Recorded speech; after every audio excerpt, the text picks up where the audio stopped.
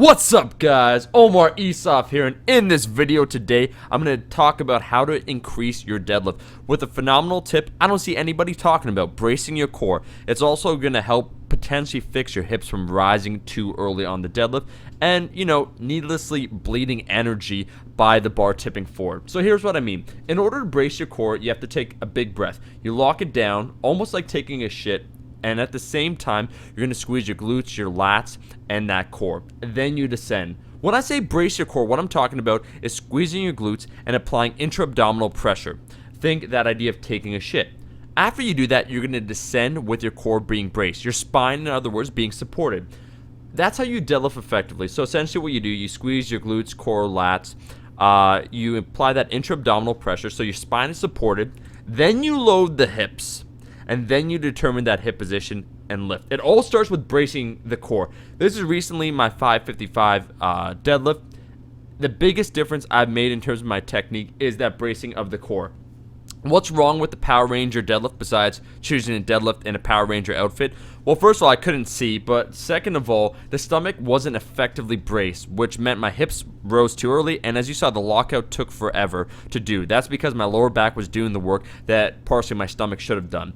And what you'll see most guys do, you see that right there, the hips rising early. And why that happens, the core is not braced, the stomach is not braced, and so the lower back does the work. In other words, the hips will pop up. And that makes it hard afterwards for the glutes to properly do hip extension, which means thrusting it forward. So it really gets ugly fast. And that's why the biggest cue I can give for trying to increase your deadlift and simplifying things would be to brace your core. So one, you take that breath. Two, you lock it down. You squeeze your core, glutes, and your lats. But also think you're taking a shit, that same sensation. That's applying the intra-abdominal pressure, supporting your spine. And then you descend with that supported core. Yes, you can breathe while your core is being supported, but you first brace standing up. This is because essentially what happens when you brace that core is that it's easier for your body at that standing position to do so. When you're down already at the deadlift, your hamstrings are getting tight, they're getting pulled in a flexion, the adductors are also getting tight, the psoas can potentially pull forward.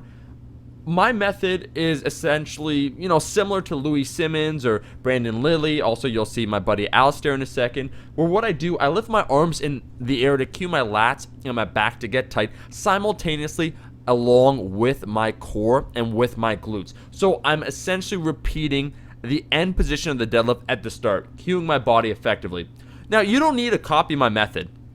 You don't need to raise your hands. But what you do need to do is brace your core effectively.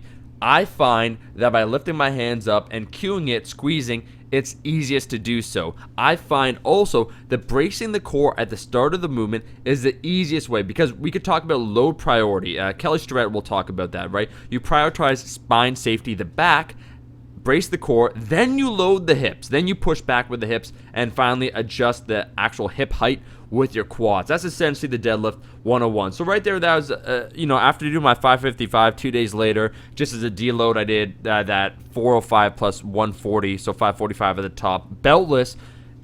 What I can honestly say, this is my buddy Alistair now doing the exact same thing. Bracing his core first, as you saw, the same hand position, and then boom, deadlifting. Lock down your core, so apply that intra-abdominal pressure. Think you're taking a shit prior to lifting. And then push your hips back, sit back, then finally lift.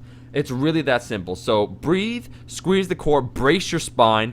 By doing so, your hips will not rise early. You'll be able to lift more weight, and you'll protect, once again, the integrity of your spine. It is essential to properly lifting. What I will do, here's another buddy, Jeremy, executing practically flawless form on the deadlift. It's really a sight to behold because he does so many things right.